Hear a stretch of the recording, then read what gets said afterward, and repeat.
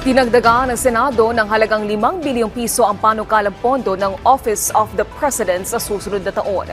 Ito'y bilang paghahanda sa papalapit na Association of Southeast Asian Nations o ASEAN Summit sa 2026. Sa ilalim ng bagong bersyon ng Senado para sa 2025 General Appropriations Bill, tinatayang may higit 15 billion pesos na alokasyon para sa Office of the President. Karagdagang pondo ay dahil sa biglaang hosting ng Pilipinas para sa ASEAN Summit dahil sa pag-back out ng bansang dapat na mag-host nito. Samantala, tinalakay din sa nangyaring pagpupulong sa Senado kasama si Executive Secretary Lucas Bersamin ang magiging preparasyon ng Pilipinas para sa summit.